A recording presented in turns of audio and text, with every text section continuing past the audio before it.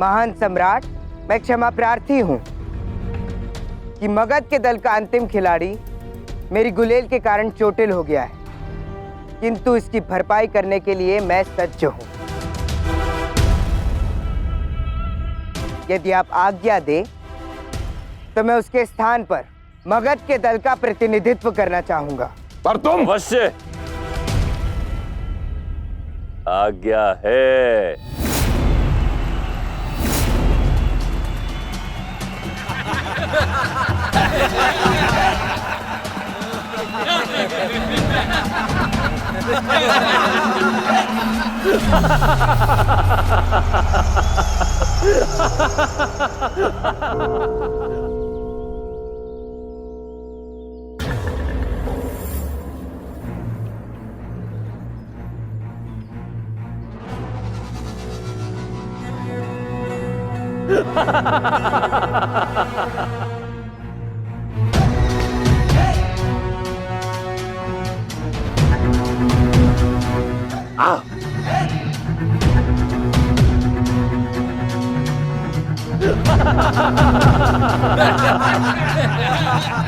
कबड्डी कबड्डी कबड्डी कबड्डी कबड्डी कबड्डी कबड्डी कबड्डी कबड्डी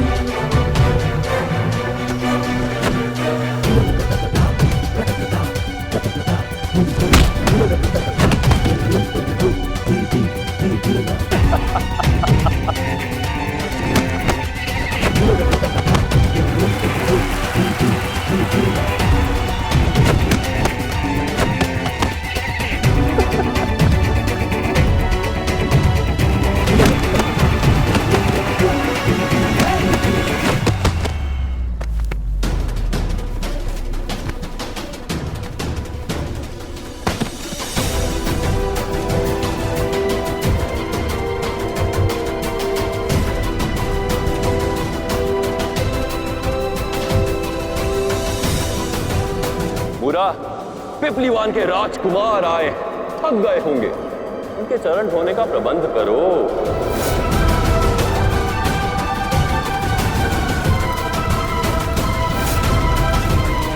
कबड्डी कबड्डी कबड्डी कबड्डी कबड्डी कबड्डी कबड्डी कबड्डी कबड्डी कबड्डी कबड्डी कबड्डी कबड्डी।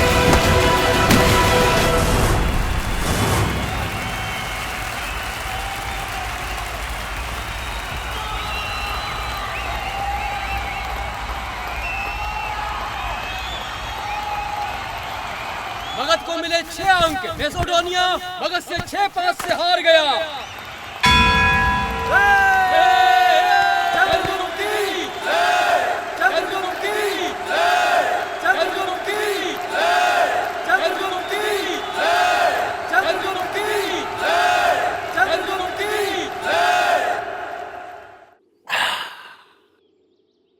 क्या हुआ यवनराज?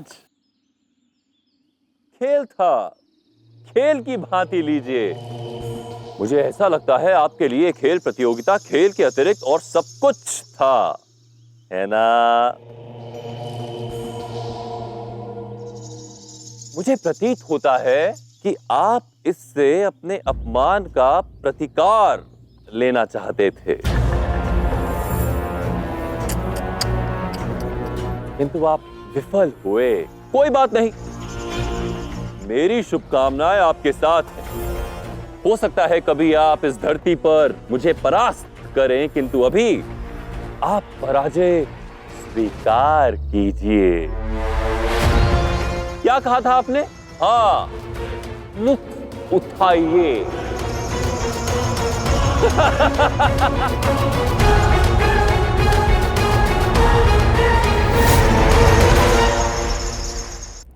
तो चंद्रगुप्त, क्या लगता है तुम्हें? तुम्हें यहां क्यों बुलाया गया है? क्या ये सभा इस खेल में तुम्हारे प्रदर्शन के लिए तुम्हें पुरस्कृत करेगी, या फिर महल में एक बार फिर चोरी करने के लिए दंडित? महान सम्राट, पिछले कुछ दिनों में मेरे जीवन ने कई सारे नाटकीय मोड़ लिए। एक साधारण से दास से मैं राज परिवार का सुरक्षा प्रहरी बन गया। पैरों में पड़ी दासत्व की बेड़ी कब सम्राट प्रदत्त के विशेष कड़े में परिवर्तित हो गई, याद ही नहीं हुआ। आपके विश्वास और कृपा के बूते मेरी यात्रा निरंतर प्रगति के पथ पर है। बदले में मेरा कर्तव्य बनता है कि मुझसे जितना संभव हो सके मैं आपकी सेवा करूं। और जब मैंने पिपली वन और उसके विनाश के विषय में सुना कि किस प्रकार आपने वहां तक पहुंचने के मार्गों को नष्ट कर दिया है, कि वहां तक पहुंचना दुर्गम ही नहीं असंभव भी है, तो मेरे मन में जिज्ञासा ने जन्म लिया और सोचा कि जाकर वहां की सुरक्षा व्यवस्था को जांचूं। इसी मंतव्य के साथ मैंने आपकी पुस्तकशाला से उस मानचित्र को चुराया और स्वयं को चुनौती दी, ताकि मैं अपने भीतर छिपी अनेक सीमाओं को लांघ सकूं। क्योंकि एक दास को आपने सुरक्षा व्यवस्था का अत्यंत महत्वपूर्ण कार्यभार सौंपा था, जिसका मेरे पास कोई प्रशिक्षण नहीं था। तो सोचा इस यात्रा को मैं अपना प्रशिक्षण केंद्र बना लूंगा और इसमें आने वाली सभी बाधाओं से सीख लूंगा, क्योंकि ऐसा प्रशिक्षण बड़े से बड़ा प्रशिक्षण केंद्र भी नहीं दे सकता। तू से हो तुम, और सोच इतनी विशाल।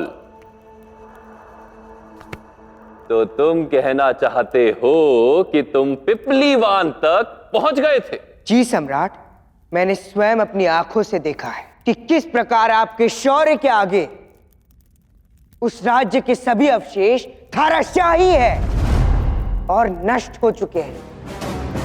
मैंने स्वयं देखा है कि किस प्रकार आपने उस राज्य को अपने अधीन करने के लिए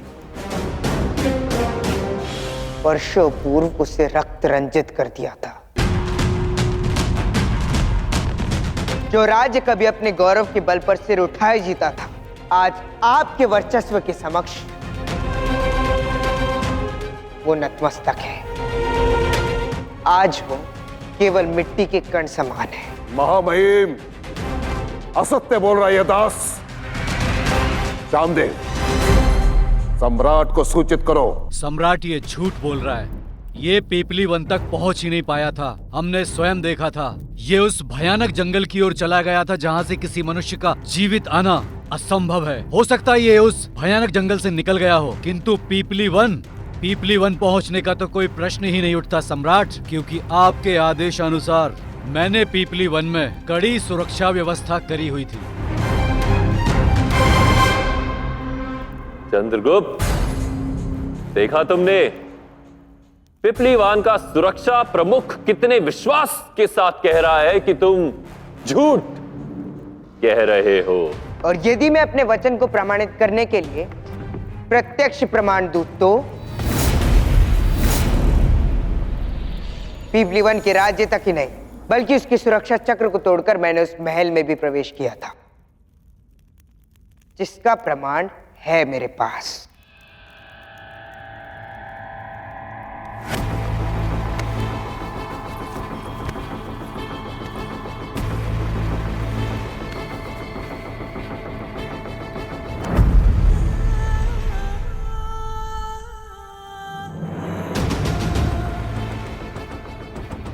क्या हुआ दास?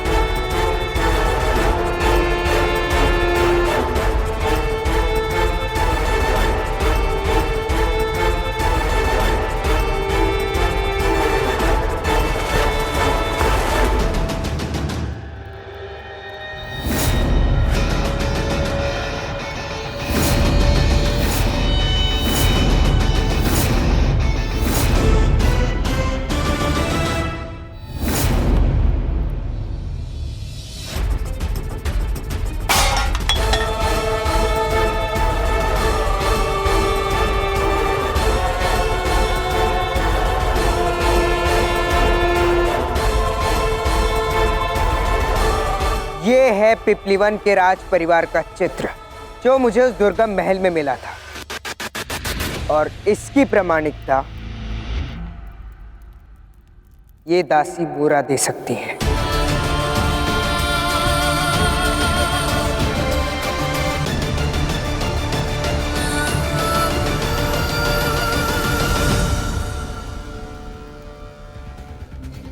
चंद्र जो ठान लेता है वो वह अवश्य करके ही दम लेता है। किंतु आचार्य, आपने चंद्र से ऐसा भी क्या कह दिया जो वो आपसे इतना क्रोधित हो गया? महत्वपूर्ण ये नहीं है कि आचार्य ने उसे क्या कहा, महत्वपूर्ण ये है कि चंद्र को अपने अतीत के विषय में जानकारी प्राप्त हुई या नहीं। आचार्य, कौन है उसकी माँ? अब बताइए ना आचार्य। चंद्रगुप्त पीपलीवन का राजकुमार है।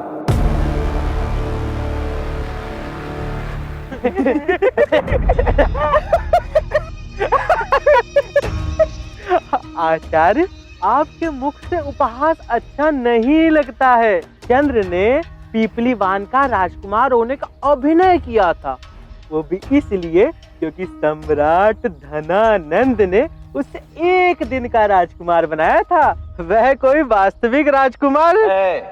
राजकुमार है। मौर्य वंश का अंतिम वंशज, वो पीपलीवान के भूतपूर्व राजा चंद्रवर्धन और उनकी महारानी मूरा का पुत्र है। मैं चंद्रगुप्त के अतीत के विषय में पहले से जानता था, परंतु मैं चाहता था कि चंद्रगुप्त स्वयं इस विषय में जाने, और अब वो जान चुका है। राजकुमार अर्थात वास्तविक राजा रानी का पुत्र, वो जो महलों में रहते हैं, वो राज परिवार का वंशज है। चंद्र अर्थात चंद्र की ध्वनियों में राजसी लहू प्रवाहित होता है।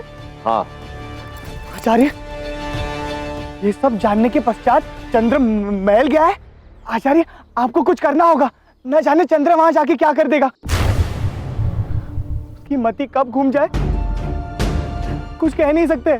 अपने अतीत के विषय में जानने के पश्चात चंद्रगुप्त के जीवन का एक नया अध्याय आरंभ हुआ है। मैंने उसे रोकने का प्रयास किया था, परंतु उसने मेरी नहीं सुनी। अब महल में उसके साथ जो भी होगा, उसे स्वयं उसका सामना करना होगा। किंतु आचार्य, जिसे एक दिन समस्त राष्ट्र का नेतृत्व करना है, उसे यह भली भांति समझना होगा कि उसके द्वारा किए गए कर्म और उसके द्वारा लिए गए निर्णय केवल स्वयं उसे ही नहीं, अपितु समस्त प्रजा, समस्त राष्ट्र को भी प्रभावित करते हैं।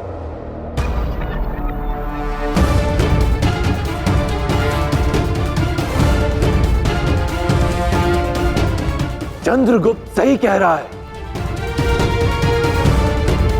चंद्रगुप्त पिपलीवान गया था, अवश्य गया था, इसमें कोई संदेह नहीं। मूरा, इस चित्र में तुम्हारे सुखी दिनों का प्रतिबिंब है पूरा, है ना?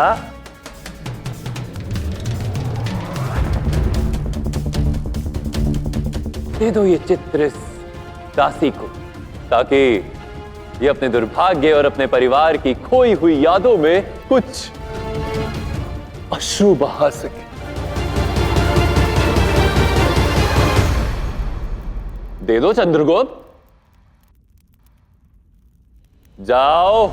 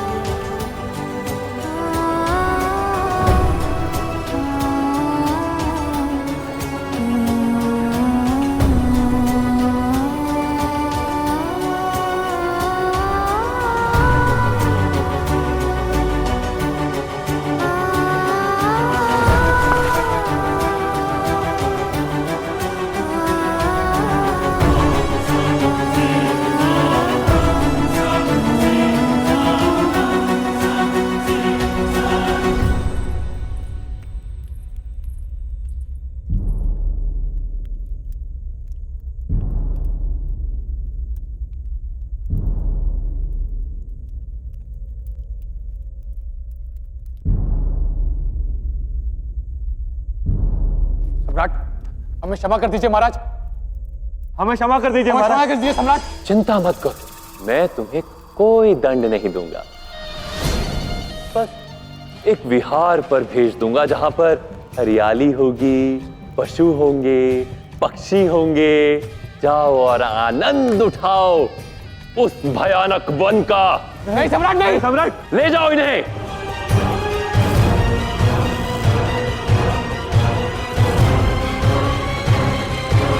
तो चंद्रगुप्त, हमें अपने राज्य की सुरक्षा व्यवस्था को और अधिक प्रबल करने के लिए क्या करना चाहिए, ताकि हमसे कोई चूक ना हो जाए? हमारी सुरक्षा व्यवस्था में ढील का कारण है सैनिकों का अभाव। हमें और अधिक सैनिकों को प्रशिक्षित करना चाहिए और सुरक्षा व्यवस्था को दिन और रात के पहरों में विभाजित कर देना चाहिए, ताकि सैनिक समय समय पर अपनी तैनाती को बदल सके और उन्हें विश्राम मिल सके। इससे ही सैनिक सचेत और चुस्त रहेंगे। उत्तम, अति उत्तम। महामात्य जी, राज्य में कर वृद्धि की घोषणा कर दी जाए। जी मामहिम।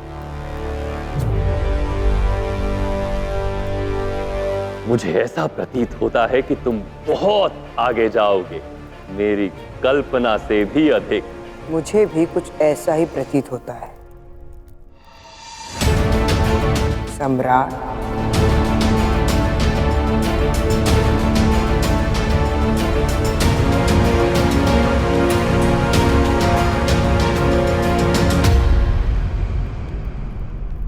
ये दास कितनी भी गलती या भूल कर ले, कुछ न कुछ करके अंत में सम्राट को प्रसन्न कर ही देता है। और सम्राट की दृष्टि में गिरने के स्थान पर दिन प्रतिदिन और उठता ही जा रहा है। किंतु आप करेंगे क्या भ्राता पांडु? पता नहीं क्यों, किंतु मुझे उस दास और उस दासी मूरा के मध्य कोई ना कोई विशेष संबंध अवश्य प्रतीत होता है। अब मैं इन दोनों पर दृष्टि रखूंगा और फिर सत्य सम्राट के सामने उजागर करूंगा, और मूरा बनेगी कारण उस दास के पतन का।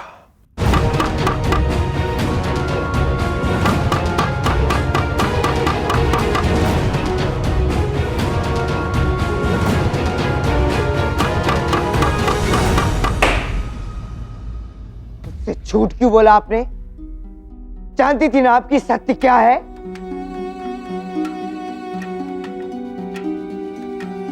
ये कंगन आप ही का है ना? मैं आप ही का पुत्र हूं ना? फिर भी आपने इस सत्य को मुझसे दूर क्यों रखा?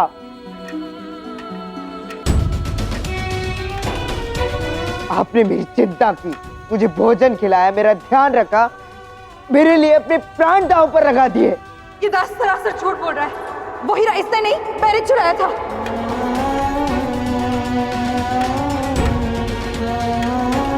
और इन अनगिनत क्षणों में एक भी क्षण ऐसा नहीं आया जो आपको आभास नहीं हुआ कि अब आपको मुझे सत्य बता देना चाहिए कि मैं आपका पुत्र हूं।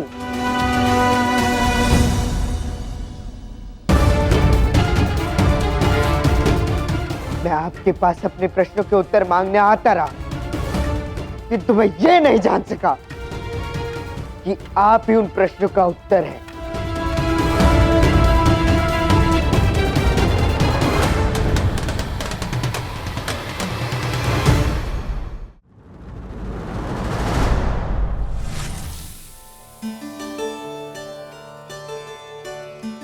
जल की बूंद यदि जलते तवे पर गिरे तो भाप बनकर उड़ जाती है, परंतु यदि यही बूंद कमल के पुष्प पर गिरे तो प्रकाश में मोती की भांति चमकती है। यदि किसी मृत व्यक्ति के मुख में गिरे तो गंगा जल बनकर मोक्षदायिनी बन जाती है, परंतु यदि किसी सर्प के मुंह में गिरे तो विष में घुलकर स्वयं विष बन जाती है। प्रत्येक परिस्थिति में जल तत्व एक ही अंतर है तो केवल संगति का, संगति जब जल की बूंदों की नियति बदल सकती है तो मनुष्य की क्यों नहीं? इसलिए सदा उचित संगति का ही चुनाव करो, क्योंकि यदि सर्प की संगति करोगे तो या तो डसे जाओगे या स्वयं विष बन जाओगे। संगति ही हमारी नियति निर्धारित करती है। नीतियां मेरी, नियति आपकी। आप सभी को यहाँ एक दुखद समाचार देने के लिए एकत्रित किया है। मेरा वो दास चंद्रगुप्त मेरी लाडली बहन के लिए वो दुर्लभ पुष्प नहीं ला पाया और वो चंद्रगुप्त सिधार गया।